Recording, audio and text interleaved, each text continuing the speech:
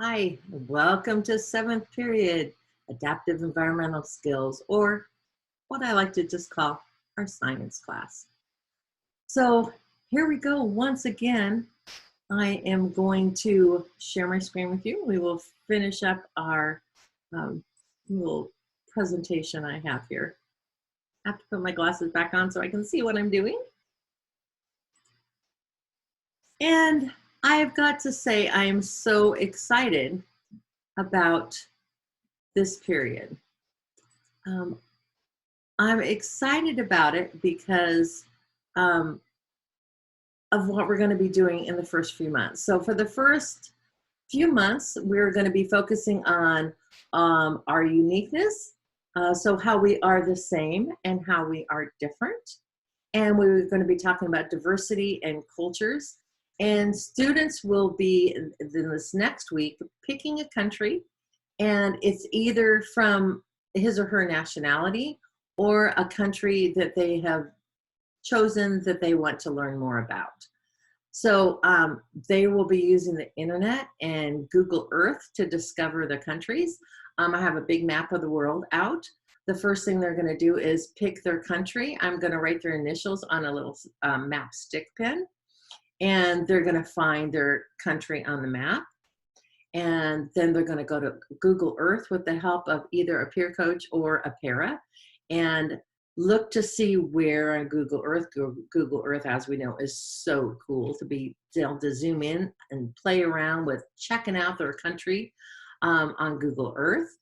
And so then they're going to find the, as I said, the location of where their country is compared to where we are on the Earth and on a globe. And then they're going to find out their traditional clothing, the different games that they play, the traditional foods that they eat in that country, along with like what's their map look like, and what's their national flower and the national animal, and all those type things that are just so much fun to do. And then we're going to incorporate all these things and do some of these activities.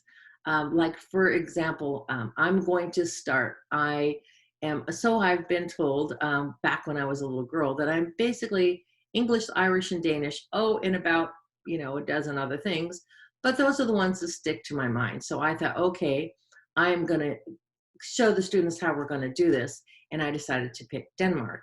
And it was so much fun to learn more about Denmark. I knew very little about it, even though my grandparents came straight from Denmark. So I'm going to be showing the students some pictures of traditional clothing and some of the games that they play, that kids play and adults play. In Denmark, they're different than the games we play, and we're going to play some of those games. We're going to we're going to pick two games, and which two games we're going to play. And then we're going to actually play those games and talk about how they might be kind of the same or they might be different than some of the games that they have played in their lives. Then we're going to look at some of the traditional food that comes from Denmark. And we're going to talk about some of those traditional foods and whether they think it sounds good or they think it sounds gross. And then we're going to actually vote on two different recipes, and we're going to actually make that food. We're going to make one of the traditional recipes from Denmark.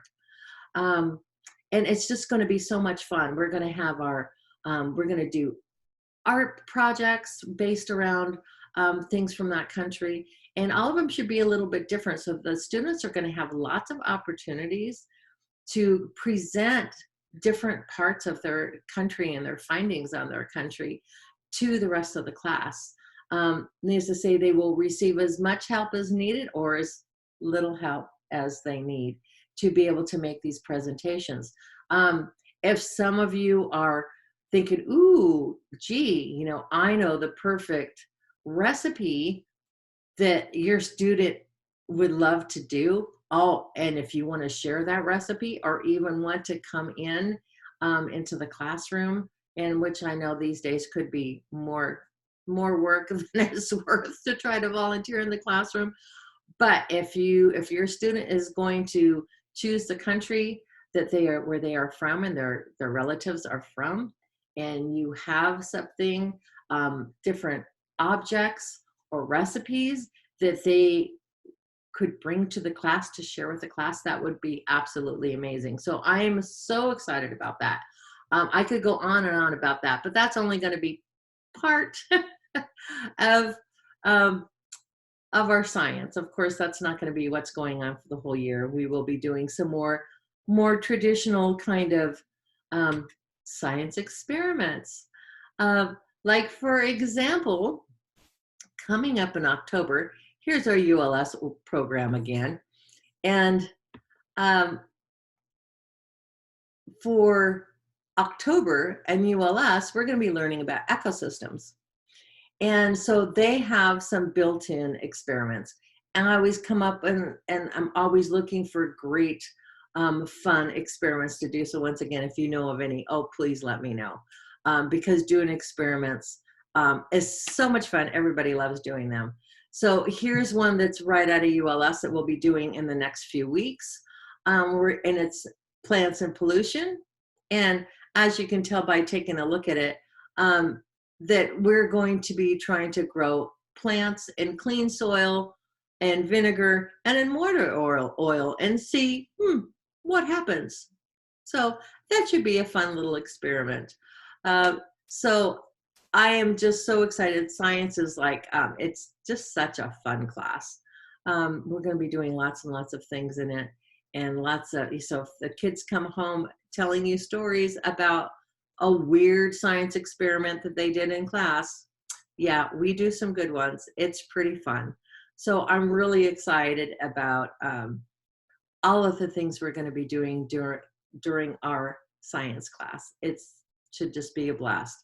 Once again, hopefully we're going to have some peer coaches in there. We're going to have that peer interaction going.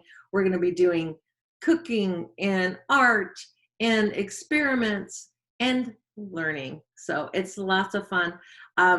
If you know of something that's science related that your student would really, really enjoy learning about, like I know one of our students for sure would love to learn more about dinosaurs, let me know and we'll see if we can incorporate that into our lessons.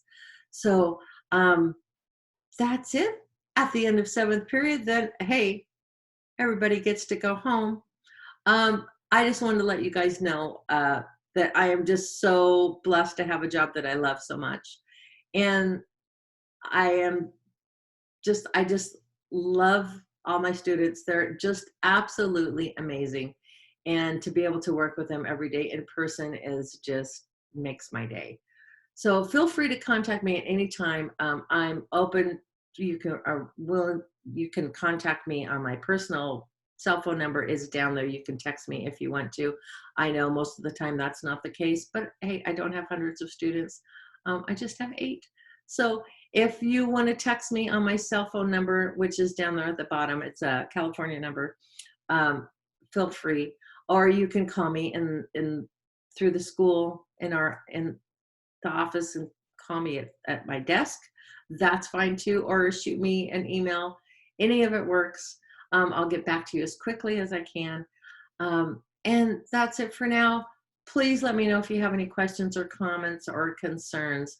As I said, I'm not a fan of trying to have a conversation with you through a video. It really doesn't work so well. But please contact me, even if it's just to chat, because we haven't had the opportunity to meet yet. So I look forward to seeing all of you in person soon. Have a great day. Thanks again. Bye-bye.